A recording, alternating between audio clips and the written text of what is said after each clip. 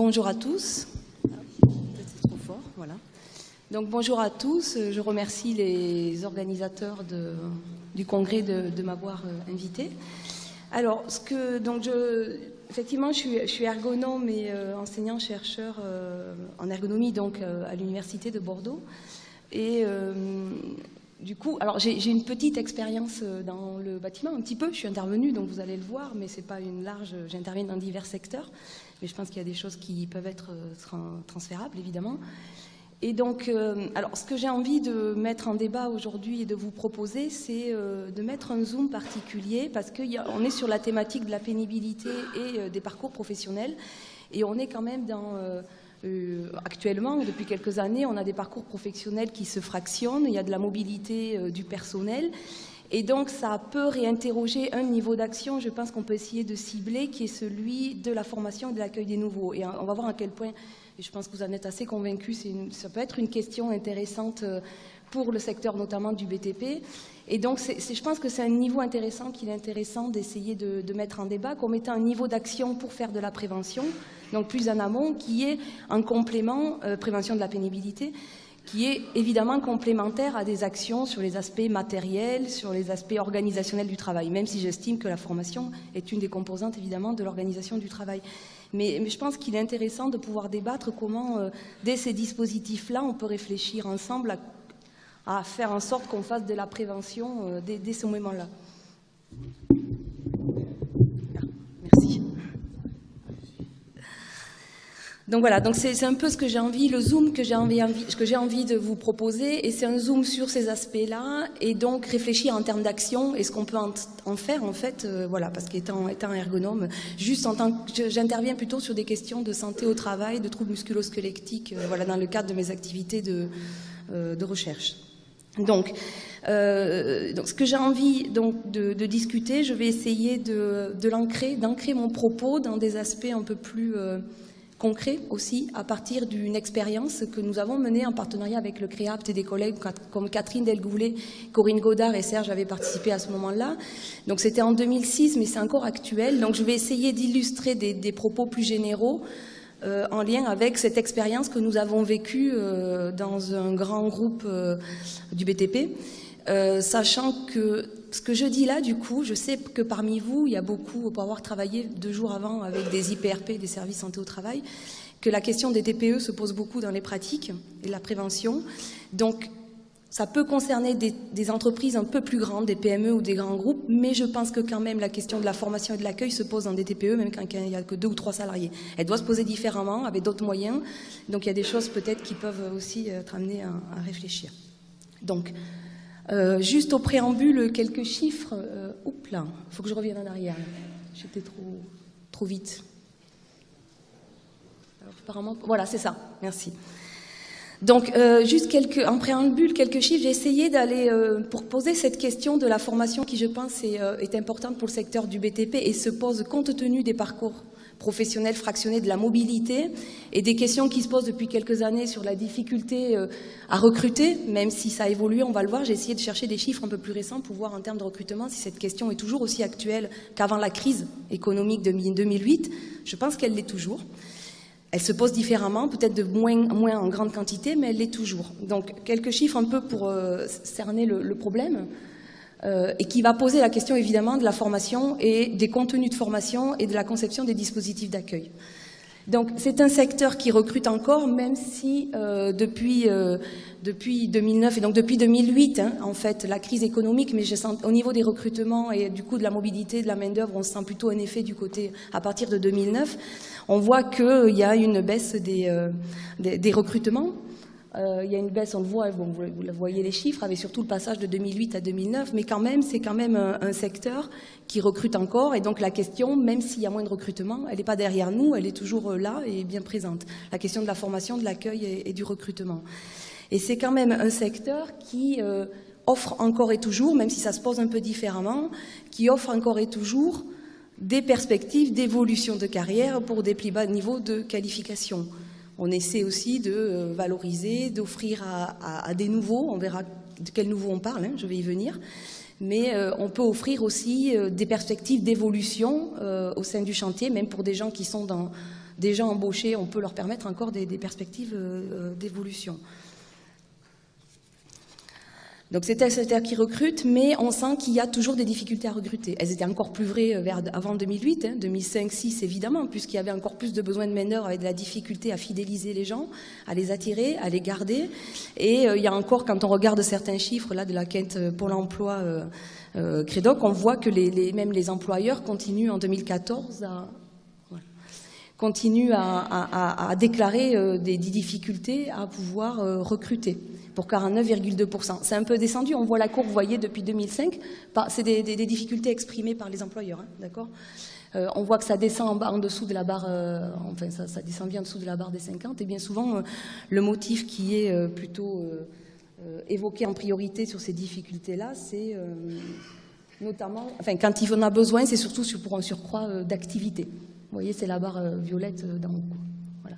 Donc ça reste quand même encore la question du recrutement, de la formation, de l'accueil reste encore actuelle, même s'il y a une baisse des recrutements.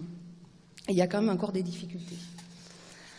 Donc des difficultés à recruter, notamment en raison, quand on commence à réfléchir un petit peu à qu'est-ce qui explique un peu ces difficultés à recruter, il y a toujours une image un petit peu pénible, dévalorisante des métiers du bâtiment, avec notamment un lien avec les exigences évidemment physiques de la tâche, la pénibilité physique quand même, qui est accrochée à cette image-là de ce métier-là, de façon générale un peu.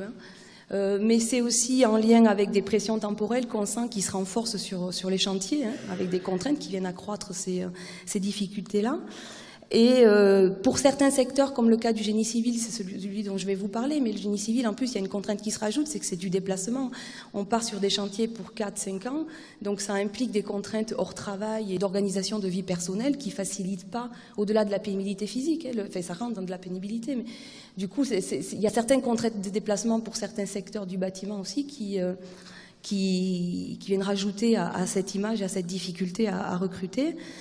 C'est aussi des secteurs où on reconnaît qu'il y a beaucoup d'accidents du travail. Il y a probablement bien d'autres. Mais du coup, il y a quand même une image un peu du bâtiment qui n'est pas très représentante. Et pourtant, dans certaines enquêtes, on voit bien qu'à la fois, ce qui est un peu contradictoire dans le discours des salariés, c'est qu'on sent que c'est des gens qui sont attachés à une valeur, à une culture du métier, à le fait qu'on ait de l'autonomie, que l'on puisse plutôt apprendre des choses, que c'est varié, que c'est... voilà. Donc il y a toujours cette idée d'une forme de pénibilité plus physique, entre guillemets, et en même temps un secteur qui permet de... voilà. Et donc, face à ces difficultés à la fois de recrutement, l'emploi intérimaire devient une variable d'ajustement pour les employeurs, pour essayer justement de gagner évidemment en flexibilité, mais aussi de pouvoir faire face donc aux variations de productivité, mais en même temps d'activité, et en même temps sur des fois cette difficulté à recruter, quoi. Même si ça baisse encore, vous voyez les chiffres en bas, même si ça en baisse en compte, c'est des chiffres issus de l'enquête emploi en continu de l'INSEE, qu'on voit des publications au niveau de la DARES. On voit que quand même le BTP, comme le secteur de la construction, comme celui de l'industrie, restent toujours les principaux employeurs des travailleurs intérimaires. Ça baisse un petit peu, mais ça reste quand même encore très proche finalement quand on voit entre 2006 et 2012. Donc l'emploi intérimaire devient une variable d'ajustement pour les employeurs, à la fois pour faire face aux variations d'activité et parfois aussi pour faire face à la difficulté à recruter. Du coup, tout ça, ce contexte-là, ça va poser des questions en termes de formation. Là où ça pose des questions en termes de formation, c'est qu'on va avoir, du fait de toutes ces évolutions, des nouveaux profils. On va avoir des nouveaux profils avec des nouveaux qui sont déjà présents dans l'entreprise, mais pour lesquels on va proposer des évolutions de carrière. C'est aussi un moyen pour les employeurs parfois de faire face à une difficulté de recruter sur certains postes. On peut proposer au sein du personnel qui est présent dans le chantier des possibilités d'évolution de carrière. Donc on a des nouveaux parfois qui sont pas nouveaux dans l'entreprise, mais nouveaux pour un métier, pour un statut, pour une fonction, pour une hiérarchie. Mais on a aussi des nouveaux qui peuvent avoir une expérience dans un secteur, je ne sais pas, moi, si c'est un métier plus proche, ils sont peut-être plus expérimentés du côté des ferrailleurs ou autre chose, ils sont moins expérimentés pour d'autres tâches. Donc, on a des niveaux avec des expériences dans certains secteurs, mais pas dans d'autres. Et on voit d'ailleurs que, quand on regarde un peu les chiffres, ça appuie cette idée-là, c'est qu'en 2014, 46% des entrants n'avaient jamais travaillé dans le BTP, contre 48% en 2013 et 60% en 2008. Donc ça veut dire que ça baisse quand même, ça veut dire que probablement au sein de parmi le marché de l'emploi, il y a peut-être moins de personnes qui ont une expérience dans le BTP. Et donc il y a des nouveaux aussi, donc qui ont des expériences dans d'autres secteurs, et il y a des nouveaux qui sont plus âgés. En 2014, 28% des entrants avaient moins de 25 ans, contre 36% en 2006. Donc ça pose aussi la question de l'adaptation des contenus de formation, des conditions d'accueil, de fidélisation, avec des nouveaux qui arrivent avec des parcours et des histoires variables, et voire même avec des âges variables.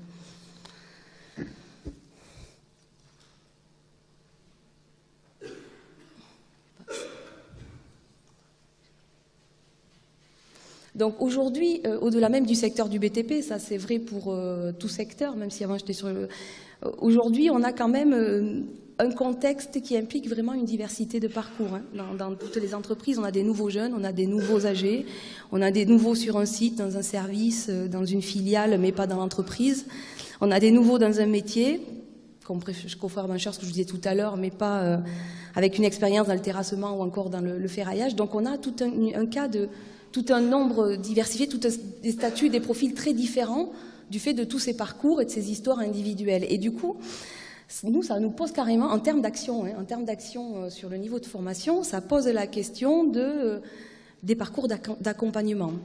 Est-ce qu'il faut individualiser les parcours, les contenus de formation en fonction des profils. Du coup, ça pose la question de qu'est-ce qu'on transmet, comment, à qui, dans quelles conditions, pour faire des formations adaptées.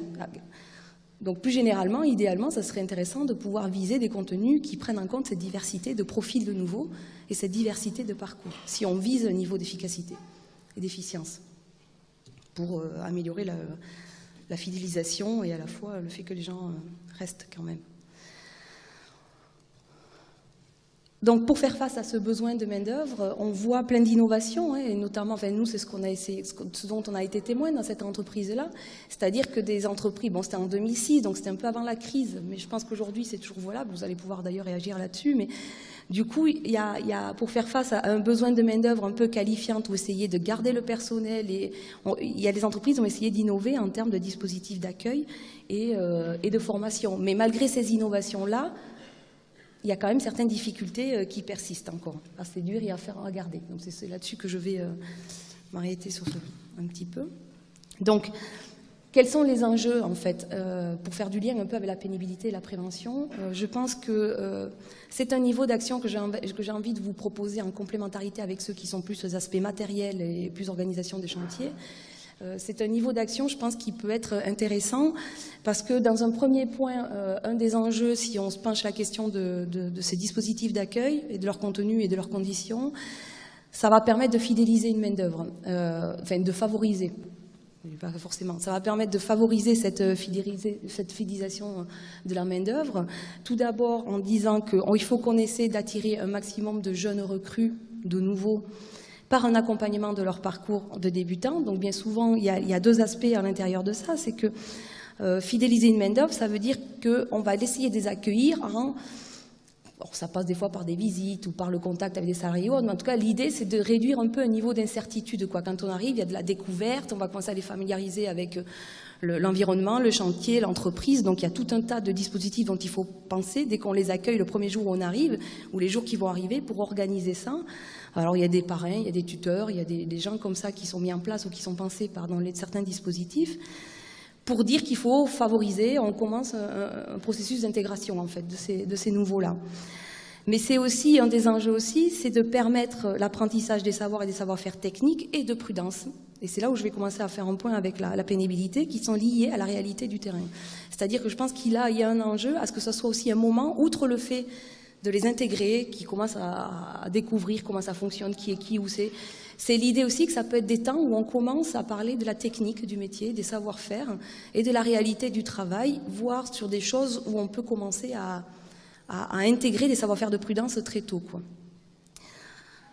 Et un autre enjeu qui va être largement illustré, je sais pas ça du mal. Un autre enjeu qui va être largement illustré par l'exemple sur lequel je vais m'appuyer, c'est qu'il ne faut pas l'oublier, parce que si on oublie ça, je pense qu'on passe à côté de certaines choses. C'est que ces dispositifs d'accueil-là, un enjeu, c'est de les concevoir d'une façon que ça permette encore de faire tourner le chantier, de le faire avancer, de continuer à produire.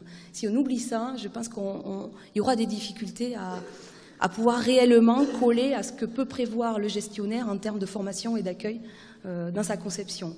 Donc il ne faut surtout pas séparer les choses. Je crois que l'enjeu, avec l'accueil des nouveaux, c'est de permettre et organiser leur intégration et leur formation en alliant production et formation. Sinon, ça ne va pas marcher, quoi. Et donc, du coup, dès la conception de ces moyens, il faut intégrer le fait que derrière, il va falloir continuer à produire et faire vivre un chantier, quoi, et transmettre les choses. Et ça vient perturber ce fonctionnement-là. Donc, c'est l'idée aussi d'une intégration dans les collectifs de ces nouveaux, dans les collectifs de travail, dans les équipes, bon, voilà. Alors ça, je vais passer rapidement, c'est juste pour vous donner, j'ai fait juste une diaporama peut-être pour vous distinguer formation-apprentissage. Sur l'apprentissage, on est du côté de l'individu, de celui qui apprend. C'est une activité cognitive, mentale, qui permet d'apprendre, d'intégrer des connaissances, des savoirs pour développer des connaissances. Donc on est sur des opérations cognitives. Nous, en tant qu'intervenants pour la prévention, ce sur quoi on agit, c'est pas directement sur l'apprentissage, c'est ce qu'on vise. L'apprentissage appartient à l'individu. Par contre, nous, on va agir sur plutôt la formation, c'est-à-dire le dispositif technique. D'accord? Donc c'est juste quelques rappels, dispositif technique et pédagogie. Et ce qu'on voit dans ces formations, c'est qu'il peut y avoir, dans les organisations du travail, des formations qui sont formelles, institutionnelles. Mais il y a aussi beaucoup de formations informelles, celles qu'on appelle apprentissage sur le tas, qui se réalisent dans la réalité. Dans les deux cas, il peut y avoir un objectif pédagogique de défini, ce à quoi on veut former. Sauf que dans le premier cas, quand c'est formel, institutionnel, l'organisation donne les moyens.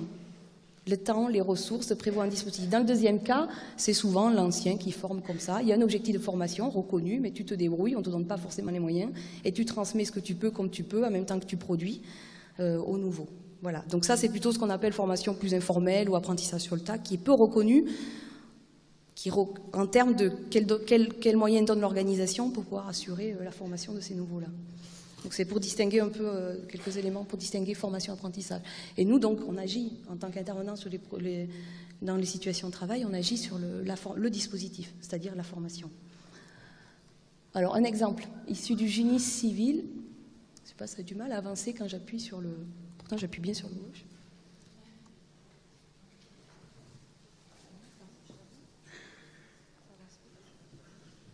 Ah, ça y est.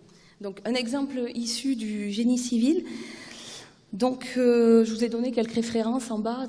On a commencé en 2006, on est intervenu dans ce secteur-là du génie civil. Donc, comme je disais tout à l'heure en introduction, c'est quand même une grande entreprise et qui se posait la question avec une demande du côté direction de la DRH et d'un centre de formation pour adultes. Avec l'idée d'une politique GRH qui disait bon, maintenant il faut qu'on essaie de rompre avec cet emploi massif d'intérimaires sur les chantiers, une volonté d'essayer de fidéliser à moindre coût une main-d'œuvre et donc de développer aussi de la qualité sur les chantiers avec toutes les difficultés qu'il y a de faire toujours appel à l'intérim. Donc du coup, il y avait vraiment une volonté de la direction de développer un dispositif de formation et d'accueil pour favoriser ça, pour rompre avec ça. Et c'était parti aussi du fait qu'il y avait une difficulté évidemment à fidéliser les nouveaux, à les garder. Surtout aussi dans le secteur et le métier des coffreurs-bancheurs. Et il y avait du mal donc à fidéliser, et en plus parce que, comme je disais tout à l'heure en introduction, c'est du génie civil, donc avec la contrainte supplémentaire de dire faut trouver, on va là où il y a le chantier. Alors là, c'était la construction des ponts d'autoroute, mais bon voilà, que ce soit le barrage ou que ce soit, on va à l'endroit où il y a le chantier. Donc c'est itinérant et on part pour 4-5 ans et c'est du personnel qui quitte pendant une semaine sa famille et qui vit voilà, ou à l'hôtel ou dans des bungalows. Bon, voilà. Donc ça, c'est pas rien dans le fait de la difficulté aussi à trouver la main-d'œuvre. Et en même temps, le centre de formation, du coup, ils avaient mis en place avec un centre de formation, un partenariat, et tout un tas d'institutions locales comme la mission locale, voilà, ils avaient mis en place un dispositif de formation. Et le centre de formation se disait aussi que ça serait intéressant d'essayer de voir comment, pour certains professionnels du BTP qui sont un peu usés, comment on peut envisager aussi une seconde voie de carrière en leur donnant des fonctions tutorales, pour un peu les dégager et les mettre un peu plus à l'abri de certaines pénibilités qu'ils n'arrivent plus à tenir. Donc du coup, ils avaient mis en place ce système de formation que je vais vous décrire rapidement. pour essayer de faire ça. Sauf que, et ils nous ont appelés parce que ils avaient commencé à le mettre en place, ils en faisaient les premières épreuves et ils étaient un peu pas tellement satisfaits de comment ça fonctionnait, où il y avait des déperditions. Vous allez voir les jeunes qui restent pas jusqu'au bout, où on sentait qu'il y avait des décalages. Donc ils avaient un besoin de comprendre un peu mieux sur oui, mais qu'est-ce qui se passe, qu'est-ce qui explique que dans nos contenus ça marche pas par rapport à la réalité du terrain. Donc c'est pour ça qu'on était intervenus. Donc juste rapidement, le dispositif d'accueil des nouveaux, c'est un dispositif en 5 étapes. Une première réunion collective, alors il y avait le DRH de présent, les conducteurs de travaux, ou tous ceux qui veulent, avec des appels lancés par la mission locale et d'autres partenaires, ils appelaient au niveau régional toutes les personnes qui avaient envie de venir travailler, qui recherchaient du travail. Et donc on les réunit tous, on présente les valeurs du métier, c'est quoi un chantier, enfin on discute.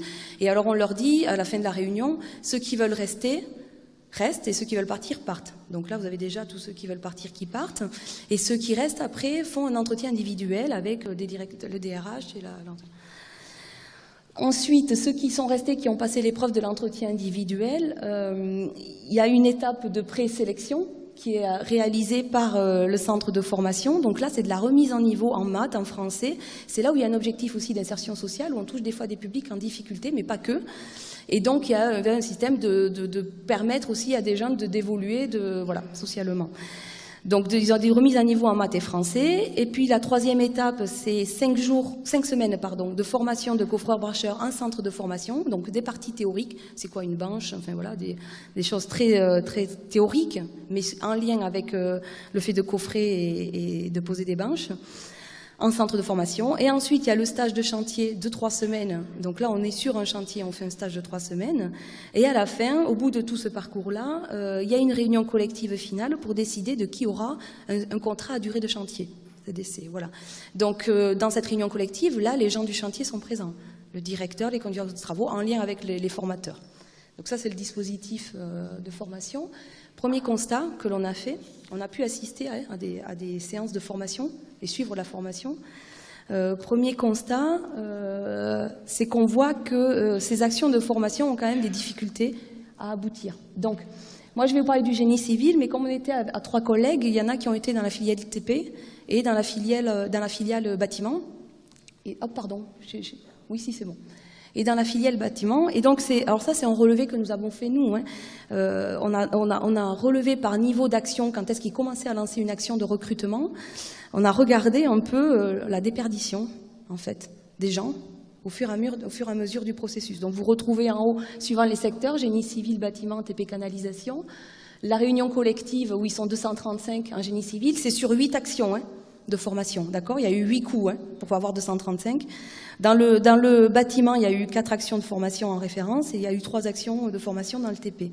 Donc vous voyez qu'au fur et à mesure, il y a une déperdition entre les 235 dans le génie civil au début. Vous en retrouvez 56 à la fin sur 17 mois qui restent. Donc il y a une déperdition quand même assez importante au fil des chantiers et on voit aussi qu'il y a notamment au moment entre la formation en stage et le moment de l'embauche, on sent que là, il y a aussi un petit trou, il y a une étape qui passe, après ça reste davantage. Donc on voit, ça pose quand même la question à quoi renvoie cette réalité de travail, quoi. Il y a ces actions-là, donc ça pose la question du contenu, qu'est-ce qui se passe au niveau du travail pour qu'on explique le fait que ça ne tienne pas, et c'est ce qui explique aussi, ils sentaient bien, le centre de formation, qu'il y avait quelque chose qui collait pas trop, et les responsables de l'entreprise, donc ils avaient envie d'avoir un regard à ce niveau-là.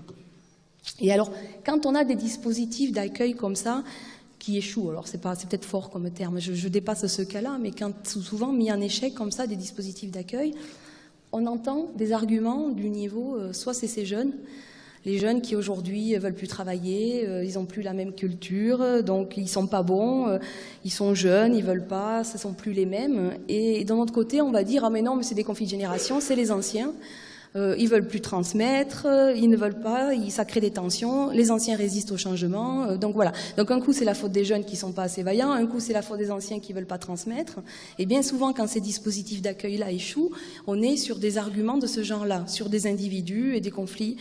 Sauf que je pense qu'on aurait à gagner à se poser la question davantage, au-delà de c'est la faute des jeunes ou c'est la faute des anciens, on aurait probablement à gagner à se poser la question de l'organisation de cet accueil, du contenu précis de la formation et plus largement parfois des politiques GRH qui sont menées et qui sont à questionner pour justement, est-ce que ça favorise? Parce que par exemple, mener une politique de recrutement, ce que voulait pas faire l'entreprise, pour le coup, démarche intéressante et innovante, mais si on est en même temps en train de se dire, nous on veut garder nos nouveaux et qu'on développe au taquet le recrutement des intérimaires et le déploiement de l'emploi intérimaire, ça, il y a quand même de la contradiction qui se porte à ce niveau. Voilà. Donc la question, c'est plutôt davantage d'aller vers l'organisation de l'accueil des nouveaux et de se questionner à ce niveau-là. C'est la piste que je vous propose, évidemment. Et alors, quand on commence à regarder un peu plus, par rapport à cet exemple du génie civil, quand on commence à se plancher un peu plus précisément sur le contenu, ce qu'on voit souvent, c'est que un des problèmes, c'est que cette formation n'est pas vraiment centrée sur la technique du métier, la complexité des gestes, finalement, de l'aspect manuel, qui est considéré finalement comme étant, bon, c'est quand même du travail manuel, ça va s'apprendre après sur le chantier, ça viendra tout seul, tenir une pelle c'est pas sorcier, on y arrive, frapper sur un écrou papillon c'est pas tellement sorcier. Donc la dimension technique, elle est considérée dans la formation, mais avec l'idée de ça s'apprend après, quoi, ça vient avec le chantier, ça va venir tout seul. Et donc on pense que c'est suffisant, les 3 semaines de chantier vont suffire à ce que, en gros, le chantier se débrouille pour cette transmission-là de l'aspect technique et manuel. Et du coup, ce qui est plutôt important, c'est de transmettre la valeur, le courage. Il faut être vaillant, il faut être à l'initiative, et y compris les compagnons participent à ça sur le chantier, où ils sont aussi accrochés souvent à des valeurs autour de ça. Et alors que le jeune qui arrive, et le jeune, c'est pas forcément des jeunes, je vous l'ai dit tout à l'heure, des nouveaux, pardon, alors que les nouveaux qui arrivent, eux, sont quand même centrés au départ sur, d'accord, la valeur, le courage et l'initiative, mais moi, ce que j'ai besoin de comprendre pour commencer à tenir quand j'arrive sur un chantier, c'est la technique du métier, comment je m'y fais pour serrer un été, comment je fais pour serrer, comment ça marche l'organisation du chantier, ce qu'il y a à faire avant, après, et c'est très important sur les premières phases d'apprentissage d'un métier, ces aspects-là. Et donc souvent dans certaines formations, il y a tellement aussi l'envie de dire que les gens, il faut venir dans la culture du bâtiment, les garder, que je trouve qu'on omet un peu, du coup, un peu trop cette dimension technique. Alors voilà, et ça peut créer du coup des contradictions.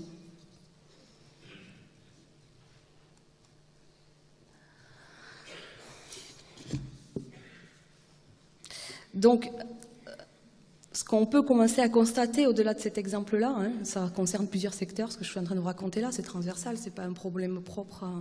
Mais je pense que souvent, les contenus de formation, et notamment quand on est sur de la formation, comme c'est le cas ici, de coffreurs-bancheurs. Ah oui, non, ouais, alors, il faut revenir en arrière en fait.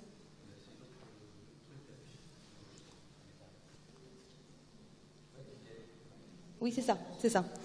Pardon. Donc, les contenus de formation ignorent encore bien souvent le travail réel. Moi, je plaide sur ça. Et je pense que, surtout quand on est dans des métiers manuels, où ça passe beaucoup par le corps, et un apprentissage encore plus. Et du coup, c'est compliqué aussi. Donc, il est important de ne pas oublier le travail, sa dimension technique dans ces dimensions-là, pour que les nouveaux restent davantage, ou du moins augmenter le fait qu'ils puissent rester, augmenter nos chances qu'ils restent. Mais c'est aussi, je pense, pour réduire le risque de ressenti de douleur et de pénibilité du travail. Je vais vous donner des exemples précis. Où quand on est forcément dans de l'improvisation, où il n'y a pas quelqu'un qui passe au bon moment parce qu'il est là pour vous dire finalement si tu mets ton pied de biche ou ta clé comme ça au niveau de l'été pour le serrer, ça va mieux, et que vous cherchez, vous tâtez et tout seul, ça peut décourager beaucoup et démotiver et faire qu'on vit le travail de façon un peu plus dure et pénible que si déjà on peut vous donner des astuces pour à la fois vous économiser. Donc c'est là où je pense qu'il peut y avoir un enjeu, c'est réduire le risque de ressenti de douleur et de pénibilité du travail. Quand on vit un apprentissage assez douloureux, ça passe par le corps, c'est quand même des métiers durs en plus physiquement, ça c'est sûr. Du coup, si on peut réduire au moins ce ressenti de douleur dès les phases d'apprentissage, c'est pas rien pour le développement. Et voilà. Donc je pense que c'est un enjeu aussi de prévention des douleurs, de pouvoir réfléchir à ça.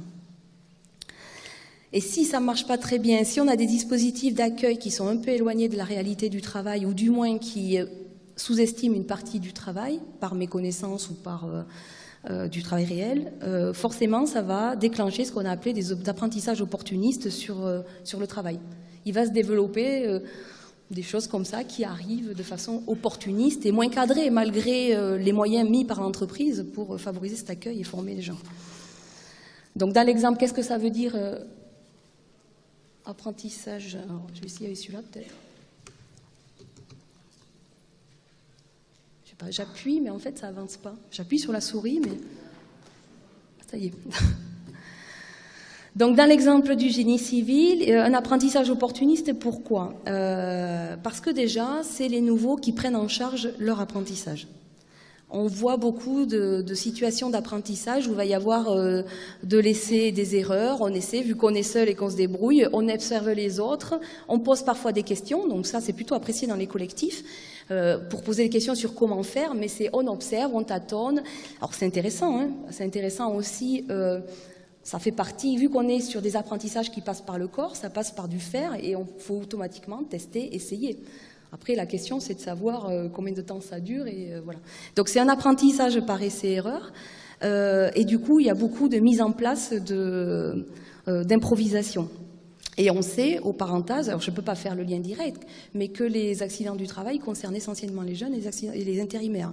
Donc, c'est des phases, on a observé, je vais vous le dire tout à l'heure, mais comment serrer un été qui n'était pas du tout sécuritaire. Si la barre pour serrer l'été glisse, au moment où on tâtonne ou on essaie de la tenir, on peut se la prendre dessus.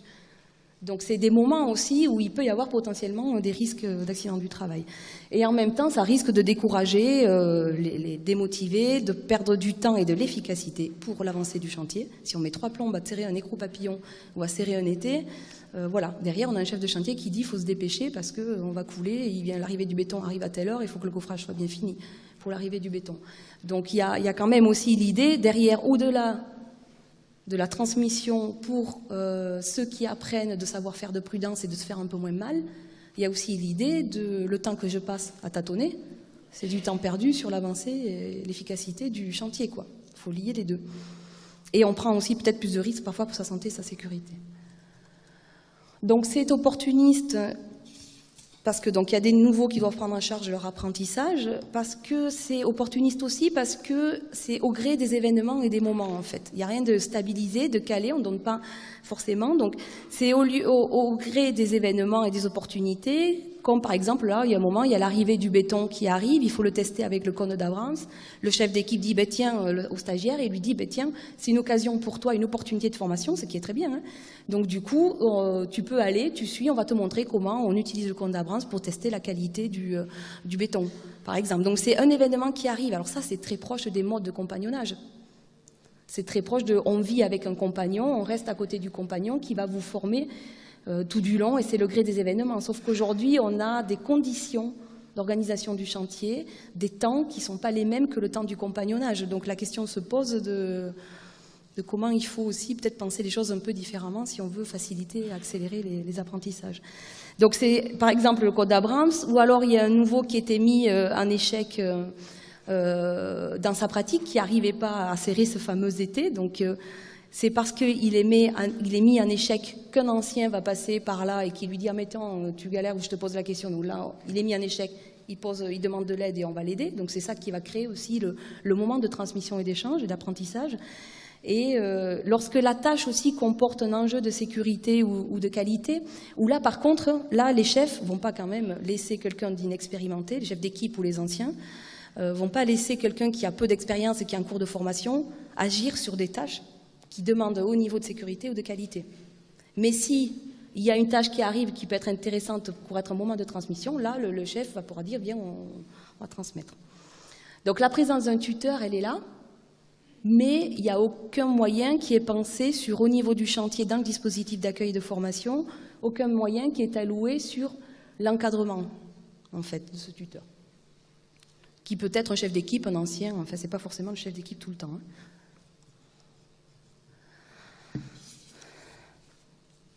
Alors, il y a des moments aussi opportunistes, parce que c'est l'ancien, ce que je vous disais un peu aussi, c'est au gré des événements qui arrivent, mais c'est aussi si l'ancien passe au bon moment, voilà. Donc il va transmettre des savoir-faire qui concernent les outils et leur mode d'utilisation, et c'est aussi des savoir-faire qui visent à préserver sa santé, sa sécurité. Donc là, Serge l'a un peu évoqué, mais c'est le rôle important aussi des anciens, par les expériences et les stratégies qu'ils ont développées pour s'y prendre en se faisant, comme par exemple à l'histoire des couteaux, pour s'y prendre à pouvoir réduire la force ou pouvoir travailler plus en sécurité, c'est des moments assez intéressants. Et c'est tout à fait le cas avec le fameux serrage d'été, là, donc je viens de vous parler depuis tout à l'heure, où on a pu voir un stagiaire seul, on a observé un stagiaire seul qui voulait serrer un étai à l'aide d'un pied de biche. Et donc, il s'y reprend à plusieurs reprises avant de trouver la bonne position de l'outil et en ayant pris le risque de se donner un coup au visage. Et dans une autre situation, au début, je n'avais pas forcément perçu ça, moi, quand j'ai observé cette situation-là, mais par contre, dans une autre situation, il y a le chef d'équipe qui aperçoit un autre stagiaire qui lui aussi serre un étai et à l'aide d'un arrache-clou, lui, cette fois, et il l'interrompt immédiatement dans son geste. Et il lui explique qu'il prend un risque important pour lui si jamais il y a l'outil qui glisse. Et donc il en profite pour lui montrer. Donc l'ancien, il va lui montrer comment placer le geste qui est plus approprié, pour qu'il soit moins dangereux, mais aussi qu'il requiert moins d'efforts. Donc il y a une histoire aussi derrière de moins d'efforts et aussi de gagner plus de temps. Et en fait, ces deux configurations, le jeune qui est tout seul et qui se débrouille et qui fait comme il peut, et le moment où l'autre jeune, il y a l'ancien qui passe à côté et qui va l'aider, ben ça change complètement, c'est un petit exemple, ça change complètement la nature de l'apprentissage et aussi le niveau de risque pour le stagiaire. C'est quand même opportuniste dans les deux cas, parce que le chef il est passé au bon moment, c'est pas forcément... Voilà, donc j'avance toujours pas. Voilà. Bon, après, il y a aussi ce sur quoi je veux insister, c'est que dans ce genre de formation, au-delà de l'éloignement avec la réalité du travail et la dimension technique, qui est un peu sous-estimée dans la formation, il y a le côté aussi, pas de formation des tuteurs. Je mets des tuteurs entre guillemets, parce qu'il y a le tuteur officiel, mais en fait, il y a plusieurs tuteurs, des tuteurs cachés. Enfin, il y a les collègues, tout le monde joue un rôle au bout d'un moment de transmission, et il n'y a pas vraiment de formation. Alors, on a pu voir les différentes stratégies que mettent en place les tuteurs. Ceux qui transmettent à un moment donné, donc souvent ils laissent faire en regardant, en donnant des instructions. Il y en a qui montrent en expliquant, puis ils laissent faire et ils regardent. Il y en a qui donnent des conseils quand le nouveau il est mis en échec. Bon, il y en a qui montrent et qui expliquent. Il y en a qui laissent faire seuls sans instruction. Il y en a qui font tester. Alors, il y a quelque chose auquel ils étaient assez attentifs, les compagnons, c'est que ils disaient qu'ils aimaient bien quand le nouveau prend en charge son propre apprentissage, qu'il a l'initiative, qu'il montre son intérêt, qu'il pose des questions. Donc parfois, ils s'amusaient un petit peu à faire, enfin je l'ai vu sur deux stagiaires, ils leur faisaient creuser des trous sans qu'il y ait vraiment une utilité. Et donc, comme le jeune demandait pas, le nouveau demandait pas pourquoi il fallait creuser des trous, ben le nouveau creuse des trous. Et tant qu'il ne demande pas, en fait, ça ne servait à rien. Voilà. Donc il y a des phases aussi un peu testées comme ça pour essayer de... Bon, ça fait partie des... Et donc il y a des... Ce qui est d'autant plus compliqué pour des tuteurs, là j'insiste sur la formation des tuteurs ou de ceux qui vont transmettre, c'est qu'ils doivent transmettre des choses qui relèvent de l'incorporé, des savoir-faire très manuels, très techniques. Ben, c'est très dur. Moi, si je vous dis, je l'ai fait hier et avant-hier, mais je pense qu'il y en a qui ont déjà entendu dire ça, mais essayer de mettre des mots sur comment on lâche ses chaussures, c'est très compliqué.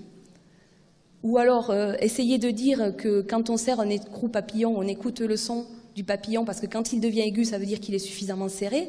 On peut me dire à moi, qui suis complètement novice dans le métier du bâtiment, si c'est aigu, c'est serré, sauf que moi, j'arrive pas à les entendre, les sons aigus. Je ne les discrimine pas avec mon oreille. Ça, c'est de l'incorporer. Et on ne peut pas mettre des mots là-dessus. Donc, des tuteurs doivent former. Donc, c'est possible que des fois, ils forment en disant des bêtises.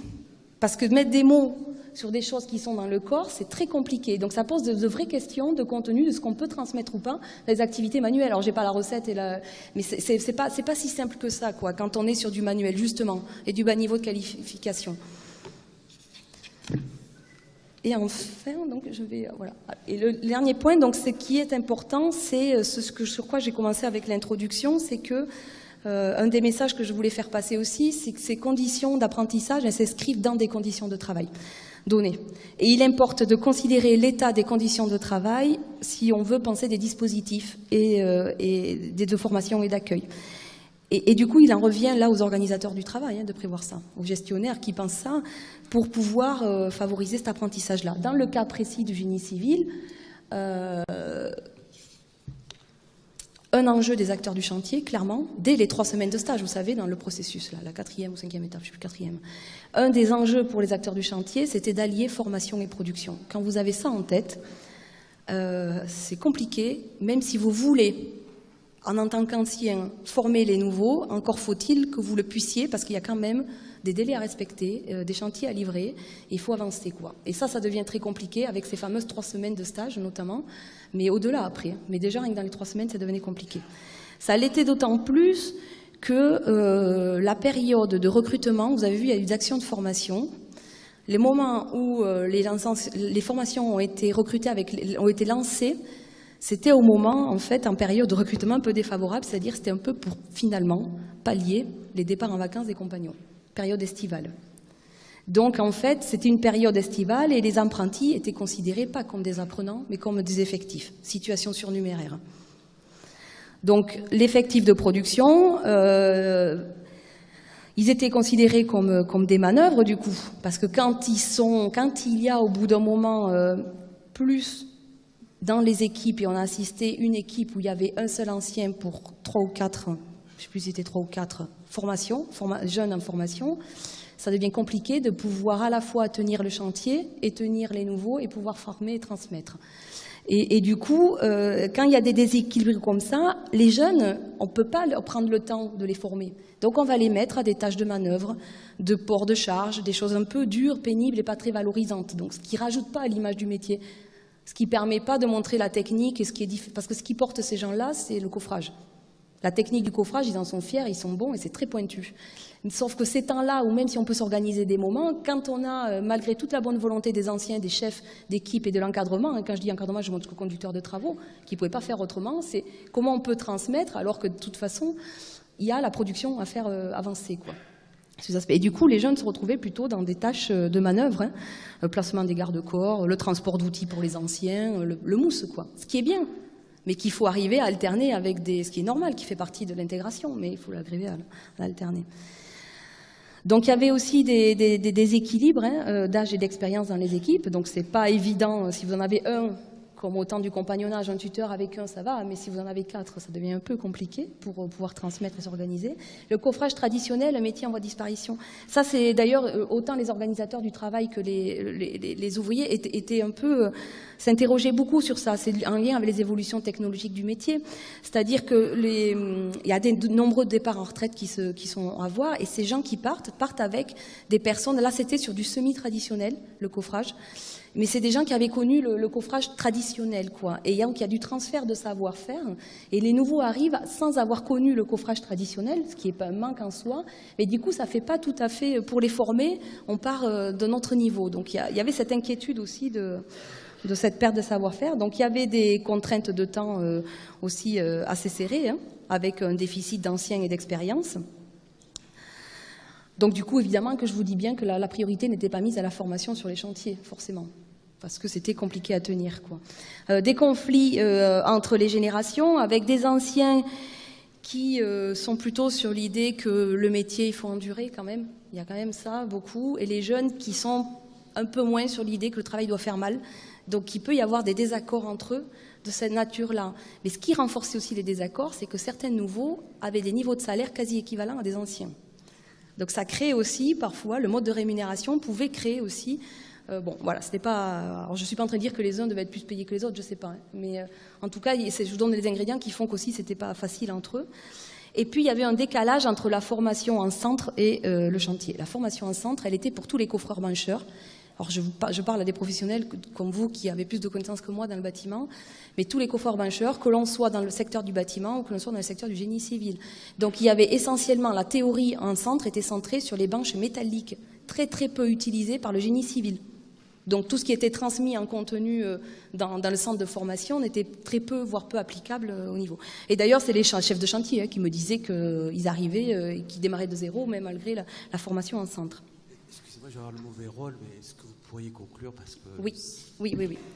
Donc pour conclure, c'est ma diapo, pour conclure, Quels ingrédients pour favoriser l'accueil et la formation des nouveaux? Donc pour agir, alors j'ai mis quelques ingrédients au-delà, donc je vais passer assez vite, hein. Enfin bon, vous aurez peut-être la possibilité, je ne sais pas s'il y en a que ça intéresse, je peux tout à fait en discuter, mais c'est une liste, alors c'est une liste, je pense, d'éléments qui sont assez importants pour essayer de favoriser cet accueil-là, au-delà du secteur du BTP.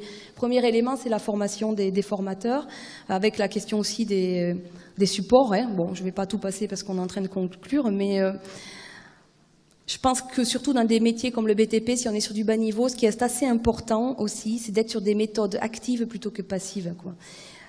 C'est des métiers à forte composante manuelle, donc pouvoir réfléchir à son propre travail et que les gens passent par le faire plutôt que par du dire, c'est assez important pour pouvoir favoriser ce développement-là. Alors, desserrer les contraintes de temps lors de l'apprentissage, mais je crois qu'après, c'est une question politique, c'est où on met les moyens et où on estime qu'il y a des enjeux économiques à prendre. Mais je pense qu'il faut du temps pour apprendre. Et voilà. Alors le temps, je ne dis pas qu'on ne peut pas réfléchir à des systèmes d'accélération, mais voilà. Ça nécessite de l'espace aussi, possibilité de former in situ ou hors poste de travail, ça pose des questions. Est-ce qu'on peut faire de la simulation ou des choses hors poste de travail? Voilà. Alors étaler le processus de transmission, ça a à voir avec l'étude que Serge a évoquée de Nathalie Montfort dans le pneumatique, l'usine pneumatique. C'était très intéressant.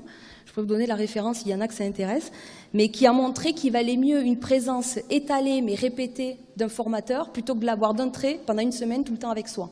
Parce que quand on étale le processus, ça permet de voir la variabilité des situations dans le temps, et donc ça permet de débriefer au fur et à mesure avec un tuteur. Voilà, donc ça c'est très argumenté ce qu'elle a vu, et c'était très intéressant pour ça. Hop, deuxième diapo, ça avance pas. Ah, ça y est.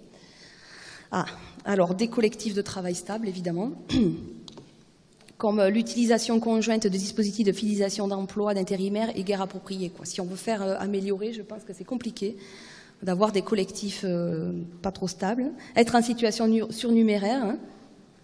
Voilà, et donc ça veut dire qu'on considère l'apprentissage comme une tâche à part entière, c'est un investissement. Des effectifs suffisants en nombre et en compétences, et dans la composition des équipes, éviter des équilibres. Alors, je ne suis pas naïve, hein, complètement, donc ça reprend un peu ce que j'ai dit. Je sais bien que c'est dur à mettre en place partout, parce qu'on assiste à de l'intensification du travail qui va condenser les temps d'apprentissage. Ça devient la variable d'ajustement, hein, quand on intensifie. Forcément qu'on va réduire les temps d'apprentissage et de formation. Les contenus de formation ignorent encore bien souvent le travail réel, et les collectifs sont fragilisés. Donc je voulais rester là-dessus, mais je pense qu'il y a quand même de la marge, hein. Je suis assez positive, il y a de la marge, il y a de quoi quand même améliorer sans que ça devienne... voilà. Bon, merci de votre attention.